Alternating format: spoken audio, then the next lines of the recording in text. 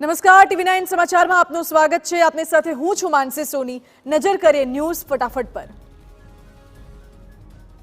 રાજ્યમાં ખેલ મહાકુંભ 2.0નો પ્રારંભ। સીએમ ભૂપેન્દ્ર પટેલ અને રમતગમત પ્રધાને કરાવ્યો પ્રારંભ।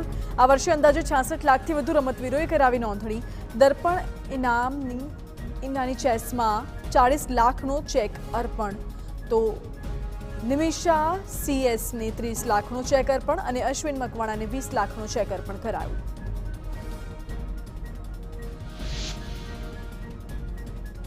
ગુજસેલના અધિકારીઓની બેદરકારી સામે આવી। સીએમના હેલિકોપ્ટર અવારનવાર ટેક ઓફ ન કરી શકવાની બની ઘટનાઓ।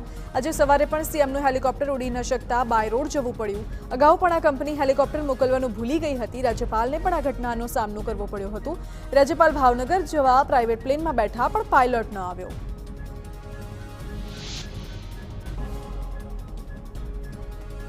લોકસભાની ચૂંટણી પહેલા ભાજપની તૈયારીઓ તેજ। ગુજરાત ભાજપની યોજાશે પ્રદેશ કારોબારી। 29 ડિસેમ્બરે કમલમ ખાતે યોજાશે કારોબારી। ભાજપ પ્રદેશ પ્રમુખ CR પાટીલ તથા સીએમ ભૂપેન્દ્ર પટેલ રહેશે હાજર। એક દિવસીય કારોબારીમાં સાંસદો, ધારાસભ્યો, કારોબારી સભ્યો હાજર રહેશે। 2024ની લોકસભા ચૂંટણીની બેઠકમાં થશે ચર્ચા। ભારત જોડો યાત્રાની સફળતા બાદ કોંગ્રેસ કરશે ભારત ન્યાય યાત્રા। રાહુલ ગાંધીના નેતૃત્વમાં શરૂ થશે ભારત ન્યાય યાત્રા। 14 જાન્યુઆરીથી 20 માર્ચ સુધી ચાલશે યાત્રા। 6000થી વધુ કિલોમીટર લાંબી યાત્રા 14 રાજ્યોમાંથી પસાર થશે। યાત્રા મણિપુરથી શરૂ કરીને મુંબઈમાં પૂર્ણ થશે।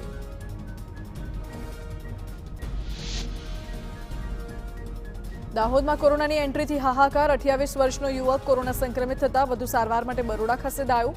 યુવક જર્મનીથી આવ્યો હોવાની પ્રાથમિક માહિતી। દાહોદ શહેરમાં કોરોનાની લાંબા સમય બાદ એન્ટ્રી થતા આરોગ્ય વિભાગ એલર્ટ।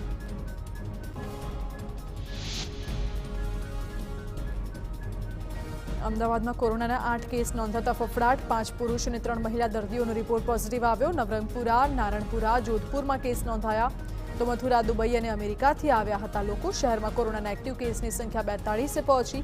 એક દર્દી હોસ્પિટલમાં જ્યારે 41 દર્દી હોમ આઇસોલેશન હેઠળ।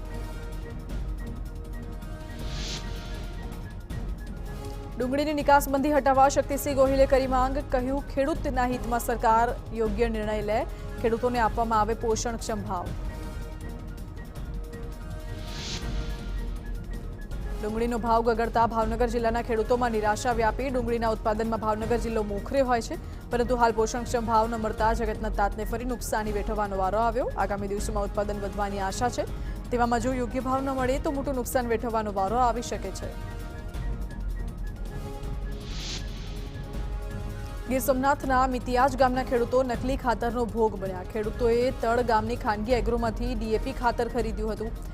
આશરે 100 વીઘાથી વધુ જમીનમાં નકલી ખાતરની ઘઉંના પાકને અસર થઈ। ખેડૂતોને ભારે નુકસાની વેઠવાનો વારો આવ્યો।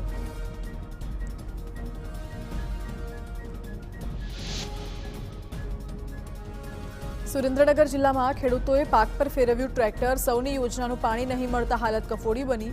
વાવણી કર્યા બાદ પાણી નહીં છોડતા મુશ્કેલીમાં મુકાયા ખેડૂતો। જિલ્લાના દુધઈ, સરલા, સુજાનગઢ, ગઢડા, ખાટડી સહિતના ગામડાના ખેડૂતોએ અનેકવાર કરી રજૂઆત। પાણીની માંગ નહીં સંતોષાતા ખેડૂતોમાં રોષ જોવા મળ્યો। સિંચાઈના પાણીના અભાવે વરિયાળી અને જીરું સહિતના પાક સુકાઈ જવાના આરે પહોંચ્યા। ખેડૂતો પોતાના ખેતરમાં ટ્રેક્ટર ફેરવી તંત્ર સામે નારાજગી વ્યક્ત કરી।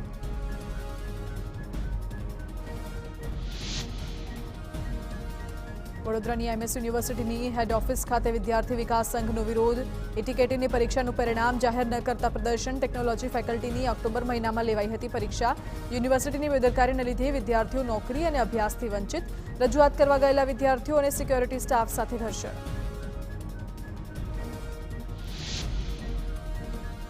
પંચમહાલમાં ગોધરાના સૈયદવાડા વિસ્તારમાં પાણીની પાઇપ લીકેજ। લાઇનમાં લીકેજ થતા પાણીનો વેડફાટ।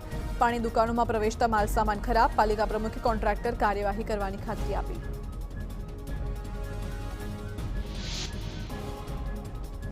વડોદરાના ડભોઈમાં હીરા ભાગોળ વિસ્તારમાં ગટર લાઇનમાં ભંગાણ।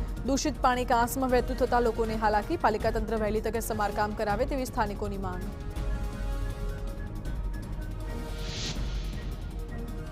સુરેન્દ્રનગરમાં સફાઈ કામદારો આકરા પાણીએ। નગરપાલિકાના 500થી વધુ સફાઈ કર્મચારીઓ 4 મહિનાના પગારથી વંચિત। પાલિકાએ પગાર તો ન આપ્યો, પરંતુ કામથી પણ છૂટા કરાતા રોષ ફેલાયો। પગાર નહીં અપાય તો સફાઈ બંધ કરવાની ચીમકી ઉચ્ચારી।